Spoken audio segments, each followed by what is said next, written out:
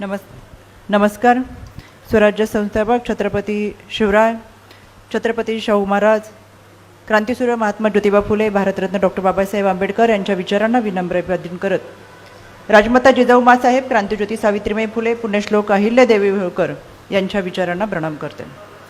निर्धार नवपर्वाच्या या पूर्व विदर्भ दौऱ्याच्या निमित्तानं आणि ज्यांच्या मार्गदर्शनाखाली हा विदर्भ दौरा सुरू झाला आहे ते राज्याचे प्रांताध्यक्ष आदरणीय सुनीलजी तटकरे साहेब यांच्या उपस्थितीमध्ये आज या ठिकाणी कार्यकर्ता आणि पदाधिकाऱ्यांशी संवाद मेळावा होत असताना यामध्ये उपस्थित असलेले आदरणीय धर्माराव बाबा आत्राम, राजेंद्रजी जैन, सूरजजी चव्हाण, प्रशांतजी पवार, बाबाजी गुजर, श्रीकांतजी शिवणकर, कल्याणजी आखाडे, ईश्वरजी बाळबुदे, सुनीलजी मगरे, आबाजी पांडे, लक्ष्मीताई सावरकर, सोहेलजी पटेल, अरविंदजी टेंगरे, सतीशजी शिंदे, आनंदजी सिंह, सुधाकरजी तिबोळे, अरविंदजी भाजीपाले, संदीपजी सावरकर, अनिलजी आहिरकर, माधुरीताई पालिवाल, व्यासपीठावरती उपस्थित असलेले सर्व सन्माननीय सदस्य, पदाधिकारी, या ठिकाणी मोठ्या संख्येने उपस्थित असलेला विद्यार्थी, युवक, कार्यकर्ता आणि माझ्या पत्रकार बांधवांनो, अकल्प आयुष्य व्हावे तया कुळा माझ्या सकळा हरीच्या दासा.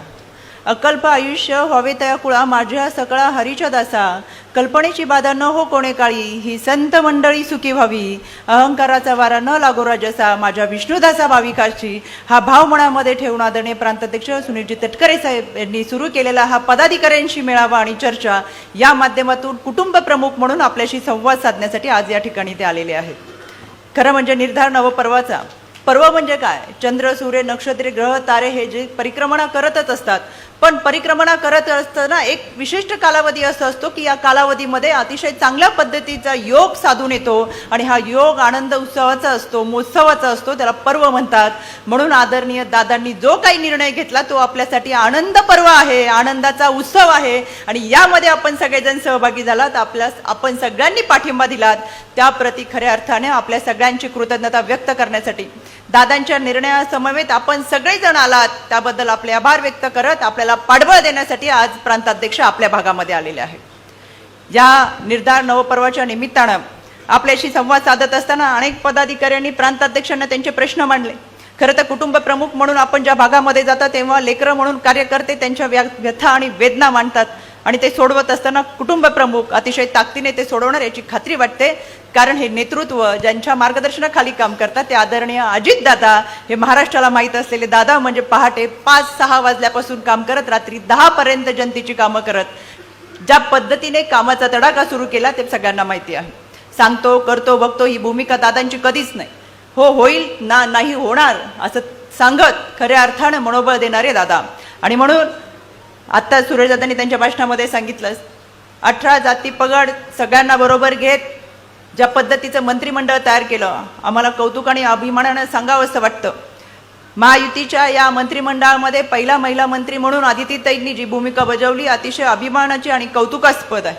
आज इथे महिला भगिनी उपस्थित आहेत.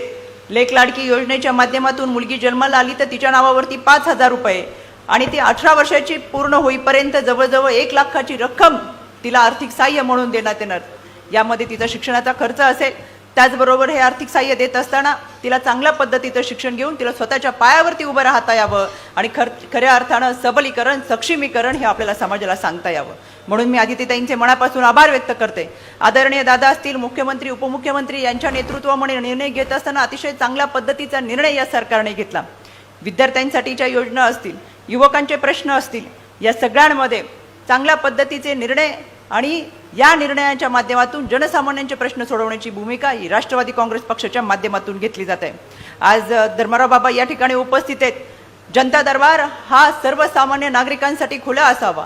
महाराष्ट्राच्या कानाकोपऱ्यातून शहरी भाग, आदिवासी वाड्या, वस्त्या, पाड्यापर्यंतल्या महिला किंवा सर्वसामान्य जनता ही जनता दरबाराच्या माध्यमातून तिथपर्यंत येत त्यांचे प्रश्न त्यांना सोडवता यावेत. म्हणून सहजासहजी उपलब्ध होणारे मंत्रिमंडळ कोणाचं आहे तर अजितदादा पवारांचं आहे आणि ते राष्ट्रवादी काँग्रेस पक्षाच्या कार्यालयामध्ये आपल्याला उपलब्ध राहिलेले पाहायला मिळतं. या सगळ्यांमध्ये विरोधक आपल्यावरती टीका करत राहतील, पण मला आवर्जून सांगायचे, कंत्राटी पद्धतीच्या कामावरती दादांनी ज्यावेळेस निर्णय दिला त्यावेळेस फार मोठ्या प्रमाणात टीका करण्यात आली, मोर्चा काढण्यात आला, आंदोलन करण्यात आलं. पण या कंत्राटी पद्धतीचा जो निर्णय झाला तो तत्कालीन मुख्यमंत्री उद्धवजी ठाकरे साहेब असतानाच झाला होता. त्याच्यामुळे केवळ दादांना बदनाम करणं, दादांवरती टीका करणं अशा पद्धतीची ताशेरे ओढणं हे सध्या काम विरोधकांना आहे. सत्तेत असताना युवकांचे प्रश्न कधी सुचले नाहीत, किंबहुना ते मांडावेत असंही कधी त्यांना वाटलं नाही. सत्ता गेल्यानंतर स्वतःच्या स्टंटबाजीसाठी, स्वतःच्या नावासाठी आता त्यांचे युवा मोर्चे निघतात आहेत. ज्यांच्या घरामध्ये महाराष्ट्राचं आणि राष्ट्रीय केंद्र राजकारणाचं असताना असे अनेक प्रश्न ते सोडू शकले असते, पण कोणताही प्रश्न न सोडवता अशा पद्धतीच्या मोर्चाच्या माध्यमातून दादांवरती टीका करणं हा एकमेव उद्देश आता यांना राहिलेला आहे. आमच्या बारामती लोकसभा मतदारसंघाच्या खासदार आत्ताही पुढे पाहिलं तर तुम्ही कुठेतरी लाईव्ह दिसतील. लाईव्ह करत असताना मतदारसंघामध्ये फिरत असताना एखाद्या चौकामध्ये पाहणी केली जाते, पुढे त्याचं काय होतं हे सांगता येत नाही. खासदार साहेब, मला आवर्जून सांगायचं आहे, आमचा नवले ब्रिज जो पुणे सातारा हायवे आहे तो 2015 साली झाला. 2015 सालापासून आतापर्यंत 112 अपघात झाले. या 112 अपघातामध्ये 48 व्यक्ती मृत्युमुखी पडले. प्रत्येक वेळेस तिथं जाऊन दौऱ्यावर असताना पाहणी करणं, लाईव्ह करणं, त्याच्या पलीकडे कोणती भूमिका नाही. आणि आता मला तर हास्यास्पद वाटतं, 20 तारखेपासून काहीतरी उपोषण सुरू करणार आहेत. यामध्ये बावधन येथे महावितरणचं सबस्टेशन नाही मिळालं तर उपोषणाला बसणार अशी घोषणा केली. खरं तर केंद्रात खासदार आहेत, अनेक वर्ष राज्यात सत्तेत होते, त्यावेळी जनतेचे हे प्रश्न मांडता आले नाही, किंबहुना मांडावेत असे त्यांना वाटले नाहीत. पण आता पर्याय नाहीत. दादा काम करत असताना दादांच्या भूमिकेमध्ये आपण काहीतरी केलं पाहिजे, म्हणून आता उपोषणाला बसण्याची ही भाषा केवळ हास्यास्पद आहे. 15 वर्ष लोकसभेचे खासदार म्हणून काम करत असताना ज्या पद्धतीने मतदारसंघातले प्रश्न सोडवायला पाहिजे होते त्या पद्धतीचे सुटले नाहीत. आणि आता लाईव्हच्या माध्यमातून असे काही स्टंटबाजी यांची केली जाते, ती ही जनता ओळखून आहे. त्याच्यामुळे विरोधक टीका करत राहतील. दादांनी ज्या पद्धतीची कामं केली ती कामं जनतेपर्यंत पोहोचवत असताना आबाजी आपणही अनेक प्रश्न मांडले, अहिरकरांनी प्रश्न मांडले की कार्यकर्त्याच्या पाठीशी उभं राहायला पाहिजे. आज कुटुंब प्रमुख म्हणून आदरणीय प्रांताध्यक्ष या ठिकाणी आलेत. तुमचे प्रश्न समजून घेऊन ते सोडवण्यासाठी तातडीने ते मार्गी लागतील. संघटना म्हणून आपल्या सगळ्यांची ही जबाबदारी आहे. खरं तर कोणत्याही पक्षाचा पाया हा त्या पक्षाची संघटना असते. विद्यार्थी, युवक, महिला या सगळ्यांमध्ये आपण सगळेजण बरोबर येत असताना अतिशय चांगल्या पद्धतीची संघटना उभी राहील आणि ही संघटना पक्षाला ताकद देईल असं मला मनापासून आपल्या सगळ्यांच्या निर्णयाचं स्वागत करायचंय. यामध्ये आदरणीय प्रांताध्यक्ष आपल्याशी संवाद साधतीलच, पण आजच्या या निर्धार नवपर्वाच्या या मेळाव्याच्या निमित्तानं आपण उपस्थित राहिलात.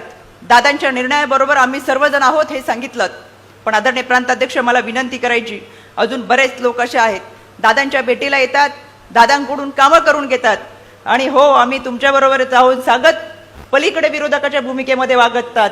त्याच्यामुळे जो आपल्याकडे येईल, जो आपल्याबरोबर असेल तोच आपला माणूस आणि त्याला बरोबर आपण घेऊन निश्चितपणाने काम करावं.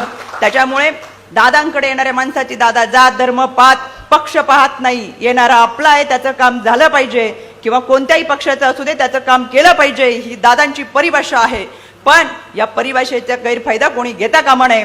त्याच्यामुळे या निर्णयाबरोबरच जे आपल्याबरोबर आले त्यांच्या पाठीवरती कौतुकाची थाप देत, त्यांना पाठबळ देत आपल्या सगळ्यांना बरोबर घेऊन चांगल्या पद्धतीची संघटना बांधायची आहे. आणि निश्चितपणाने राज्य महिला आयोगाचे अध्यक्ष या नात्याने काम करत असताना महाराष्ट्रातल्या महिला भगिनींवरती अन्याय अत्याचार होतो तिथं आम्ही तुमच्यासोबत उभा आहोत. मला महिलांना आवर्जून सांगायचे, ज्या ज्या ठिकाणी अशा अन्याय अत्याचाराच्या घटना घडतात आबाजी देखील आपल्या भागामधून काम करतात. आम्ही तुमच्या समवेत आहोत. 155-209 या टोल फ्री क्रमांकावरती संपर्क साधत 24 तासामध्ये तुम्हाला सेवा देण्याचा प्रयत्न आम्ही करत आहोत. आणि याच माध्यमातून महाराष्ट्रातल्या महिला भगिनींना सुरक्षतेचा आत्मविश्वास देण्याचा प्रयत्न आदरणीय दादांच्या माध्यमातून करत आहोत. सांगायला अभिमान आणि कौतुक वाटते. कोणत्याही पक्षात नसेल अशा पद्धतीचा गड किल्ले संवर्धन सेल हा आपण आदरणीय दादा आणि आदरणीय प्रांताध्यक्ष यांच्या उपस्थितीमध्ये सुरू केला. छत्रपती शिवरायांची अस्मिता असलेल्या या गड किल्ल्यांच्या माध्यमातून इतिहासाची माहिती घेत वर्तमानाचा वेध घेण्याचा प्रयत्न आपण या गड किल्ले संवर्धन सेलच्या माध्यमातून केलाय. त्याचबरोबर वैद्यकीय मदत कक्ष हे राष्ट्रवादी काँग्रेस पक्षाने देशामध्ये पहिल्यांदा सुरू केलेला सेल आहे. त्या सेलच्या सुद्धा माध्यमातून आपण सर्वसामान्य जनतेपर्यंत पोहोचणार आहोत. सांगायचा उद्देश एकच, कुटुंबामध्ये, मित्रपरिवारामध्ये, आजूबाजूला, परिसरामध्ये कोणत्याही व्यक्तीला वैद्यकीय मदत लागली, कोणताही मोठा निधी लागत असेल, कोणतेही ऑपरेशन असेल तर राष्ट्रवादी काँग्रेस पक्ष तुमच्या पाठीशी खंबीरपणे उभा आहे हे सांगण्यासाठी आम्ही तुमच्यापर्यंत आलेलो आहोत. या निर्धार नवपर्वाच्या निमित्तानं नवीन पर्वाला सुरुवात होत असताना घड्याळ तेच वेळ नवी घेत नवी संघटना उभी करत आपल्या सगळ्यांच्या ताकदीने ही दगदगती मशाल पेटत ठेवून आपण पुढे चालणार आहोत. यासाठी माझ्या मनपूर्वक शुभेच्छा. आपण सगळेजण उपस्थित राहिलात, आपले देखील मनापासून आभार व्यक्त करते आणि थांबते. धन्यवाद. जय हिंद, जय महाराष्ट्र.